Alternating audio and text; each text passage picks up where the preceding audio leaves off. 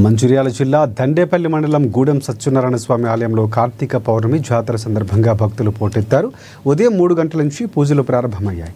రాష్ట్ర నలుమూలల నుంచి తరలివచ్చిన భక్తులు పవిత్ర గోదావరిలో స్నానాన్ని ఆచరించి గూడెం సత్యదేవుని ఆవరణంలో కార్తీక దీపాలు వెలిగించారు. సత్యనారాయణ స్వామి నోములు నోచుకుని స్వామివారికి మొక్కులు చెల్లించుకున్నారు. కార్తీక మాసం సందర్భంగా సత్యదేవుని దర్శనం ఎంతో పుణ్యఫలంగా భావిస్తామని భక్తులు అన్నారు. కార్తీక మాసంలో సత్యదేవుని నోములు నోచుకోవడం ఆనవాయితీగా వస్తుందని, ప్రతి సంవత్సరం సత్యనారాయణ స్వామి సన్నిధిలో వ్రతాలు ఆచరిస్తామని తెలిపారు. జాతరకు వచ్చే భక్తులకు దేవస్థానం ఆధ్వర్యంలో ఆలయ అధికారులు అన్ని ఏర్పాట్లు చేశారు. మంచిర్యాల డీసీపీ భాస్కర్ ఆదేశాల మేరకు ఏసీపీ ప్రకాష్ ఆధ్వర్యంలో గట్టి బందోబస్తు ఏర్పాట్లు చేశారు. ఇక దాదాపుగా 200 మంది సిబ్బందితో బందోబస్తు నిర్వహించారు.